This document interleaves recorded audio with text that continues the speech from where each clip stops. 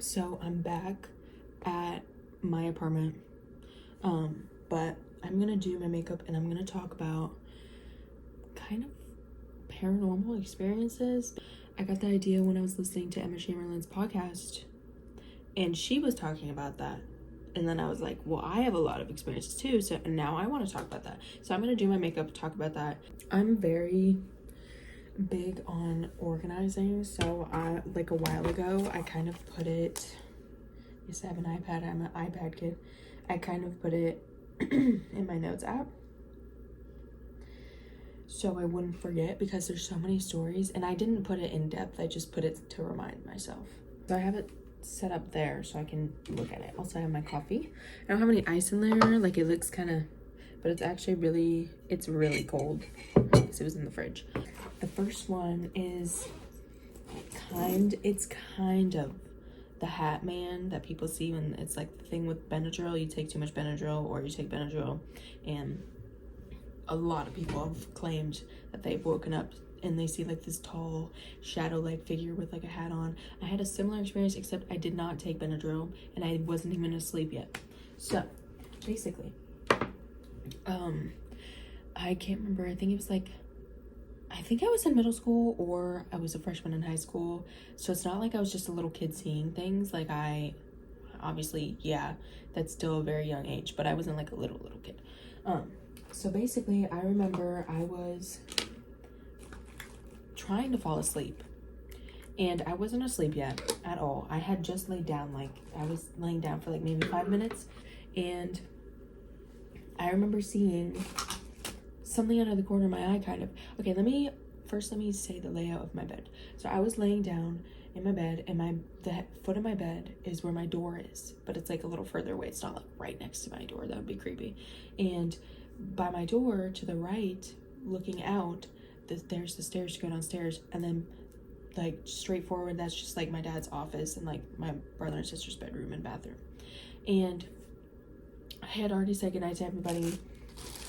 Everyone was asleep, including my dad, because he has to wake up early for work. And the only person that was awake was my mom. She's only 5'6", first of all, let me add that. So basically, I closed my eyes for like a second, and I opened them because I was like, oh, I can't fall asleep. I opened them, and I was like, the covers were like right here. Like sometimes I do that when I'm trying to fall asleep, I pull the covers up to here. I look at the doorway and I see a figure kind of standing, like just not even halfway in, maybe less than halfway in the doorway. And it's like kind of staring at me. I'm like about to get chills. It's kind of staring at me, and I like closed my eyes, like thinking, okay, I'm imagining this, I'm gonna look away. Like, no. I opened my eyes, it moved slightly more, so it's like halfway in the doorway. And I remember I was just staring at it, like frozen in fear, because I was like, what do I do? I was just staring at it, and it was basically okay, so my doorway is, I'm using these doorways as reference because they're about the same. My doorway is like, at home it's like 7 feet tall. It's like, they're pretty tall doorways, 7 feet, 8 feet, 7 feet, I would say. And yeah, it was as tall as the doorway. Like his hat barely was below the door frame, and it was not like a top hat. It was like a kind of like those cowboy hats, but when the brim is like flat, it was like that. So not like a top hat. And it was just staring at me, and I was staring at it. It was like a weird staring contest, and it was like just a shadow figure. It was super tall. And the reason why I wasn't scared right away, though, is because I was like, for a split second, I was like, is that my mom staring at me? Because it was like, the figure was not fully defined yet. So it's like, maybe my mom's staring at me. You know how like parents stare at you when you're sleeping to like check if you're sleeping real quick? No. Because the longer I looked at it, the more defined the figure got. And I was like, nah, that is terrifying. And I did not know what to do. And then I like closed my eyes, opened them, it was gone. So it was there, standing there for at least a good 2 solid minutes, I would say. And literally, I freaked out. I jumped out of bed because the lights were still on in the house. It's not like the lights were off. Like the stairway lights were on. That's how I could see it. And yeah, I jumped out of bed. I went downstairs. I couldn't find my mom, so that freaked me out for a second. But then she was in the garage, like wiping down her car. Sometimes she's kind of a neat freak, so sometimes she'll like wipe down her car windows and stuff randomly.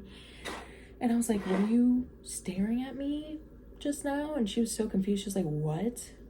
She was really confused. And bottom line is, it was not her. Everyone else was asleep. So that's a very big story.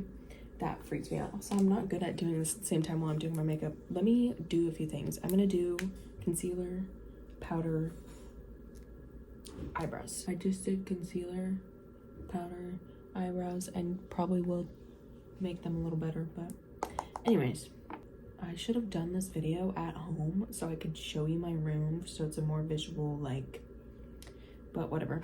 The second story is a shorter story. It's just something that still freaks me out to this day.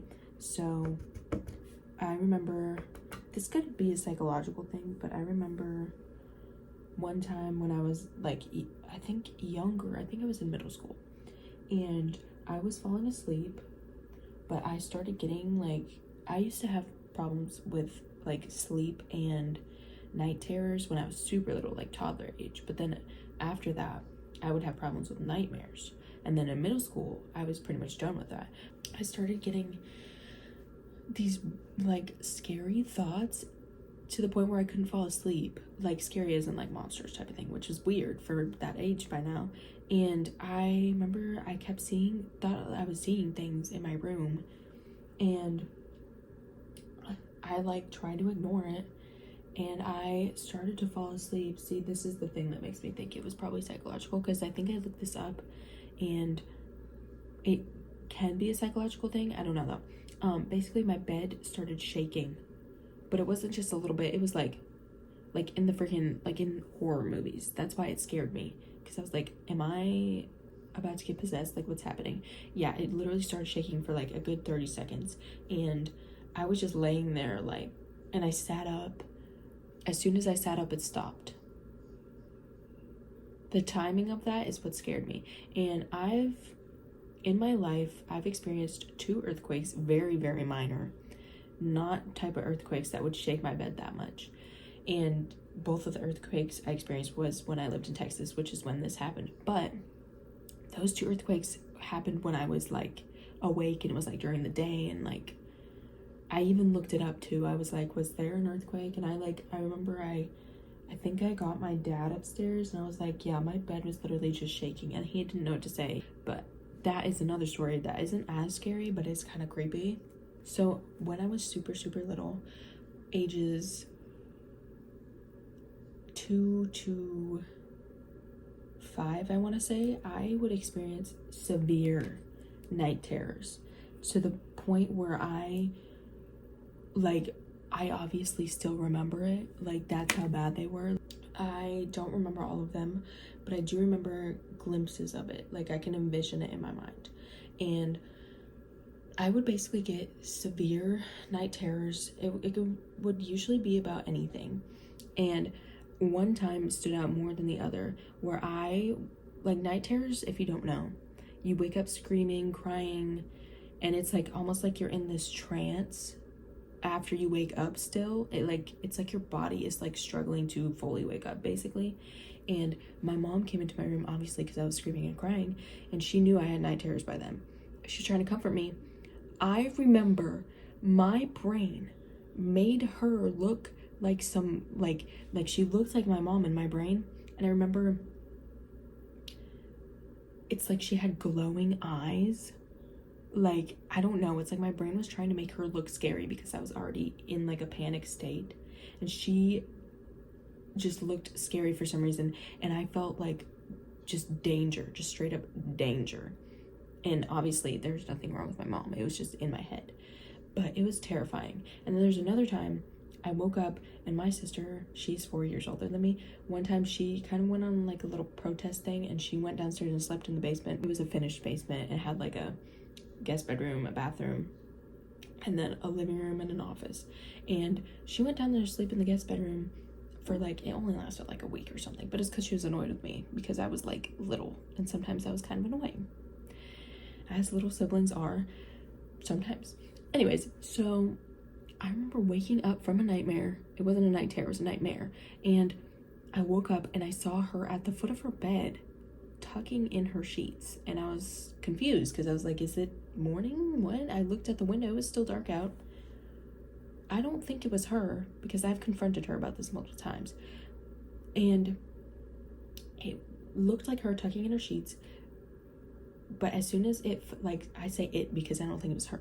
As soon as it saw me looking at it, it like slowly turned, stared at me, kind of did this creepy smile, turned back and finished tucking in her sheets. Like she was at the foot of her bed on the ground, like tucking in her sheets. And I was terrified. I didn't know what to do. I remember laying there just staring. And I waited the longest time. And I basically planned in my head to make a run for it. So eventually I got up, ran out of my bed, went into my parents' room. That's all I remember. It was terrifying. Terrifying. I still don't know what that was to this day, and it still kind of freaks me out. Another thing is I love my grandma so much. Well, both of them. But my dad's mom I was closer with because my mom's mom passed away when I was a little younger. So I mean, I knew her when I was younger, but you know, when you're younger, it's like harder to have full-blown, like, connected relationships with people, you know. And yeah, so my dad's mom passed away in 2021. Should probably also explain, we used to live in Minnesota until I was like 7. And so all of our family, extended family, pretty much lives in Minnesota. And obviously his parents still lived in Minnesota. So when she passed away, we had to go back to their house and like for the funeral and stuff and to help with my grandpa with stuff. Going back was so depressing because my grandma was like, not to be mean to my other grandparents, but she was my favorite grandparent. I feel like everybody has like their favorite grandparent. She was like that grandparent, and it was so sad, so depressing. I hated it.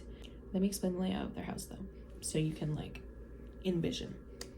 So they live by the lake. They have like a basement. So it's like a lake house, but it has like a basement because it's like the basement has these back doors that come out into the backyard. It's really nice. And we would always stay in the basement because when you go downstairs, there's a huge guest bedroom on the left, and then bathroom straight forward. And then the right, it's like this huge, like, it's like a living room, and then you walk further, kind of a dining room area, but where the one set of doors is that goes out into the lawn. And then further back, it's like another sitting room. On that right side of the wall, that is her art room and like the furnace. This story is about her art room. She would be able to paint anything, make any jewelry, like sculpt anything. She could do everything.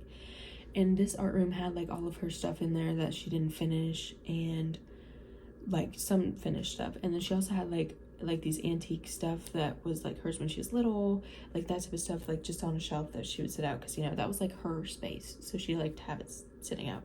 And basically after she passed, I went in there to look around. I got this wave of like just ickiness, and it wasn't like a morning ickiness, like, oh, she's not coming back. Like, it was an ickiness that I could not explain, and it was kind of like this darkness. And I'm getting chills right now. I literally like kind of panicked, and I stood there and I looked around, and I was like, it felt like someone was in there with me. Like after that wave of darkness, it felt like someone was in there with me. So I started looking around. I was like, okay, this is scary. And oh my gosh, my eyes are watering. When I tell stories that like affected me in this way, where it's like kind of paranormal type of thing, it makes my eyes water and I get chills. So I looked around. I was really confused and kind of panicked, kind of scared. And literally, I honestly don't even remember what I did. I think I walked out right away because I was like, nah. And then I told my parents, and they're like, okay, well, maybe it was, you know, just a subconscious thing. And then I was like, no. Like, I explained more, and I was like, no, there's no way. And then they were like, okay, well, maybe this is a spiritual thing because we're Christians and we believe in like spiritual stuff. They're like, okay, maybe this is a spiritual thing. Maybe there was something bad following her around maybe near the end, because she died from cancer. She was really angry, as anyone would be if they have cancer. She was really angry about it, but she was not like, she was the sweetest person ever. She would never be angry at us. Like, we could tell she was like internally angry about it. So we're thinking, okay, maybe that has something to do with it. And I was like freaked out for the rest of the time we were there, because every time I even walked past the door, I felt this creepy like darkness, like, and I literally, okay, I know you're not supposed to do this, but the entire time we were there, I would go in every once in a while and just like look around the room, kind of like having a standoff with whatever the heck was in there, because I was like, nah, you're not having control over me or this room. Like, okay, I sound like a weirdo if you don't believe in this stuff, but I was like, no, whether this is subconscious, whether this is spiritual, whatever it is, I'm not dealing with this. You don't have any power over me, type of thing. Like, that's what I was doing. And literally, I mean, it was just creepy, because every time I walked in there, I felt like something was staring at me. Something was trying to like mess with me in my head or something, like scare me. No. It didn't really go away until we came back a different time, and it was like kind of less, but it wasn't fully gone. But yeah, that's a big story for me. There's another one that's even more like sketch. I don't know why this like spiritual stuff always happens to me. Like, my family members do too, but I always experience it more, or like on a deeper level, where it's like, I don't know what it is, honestly. Like intuition kind of, but also like on a deeper level. I don't know.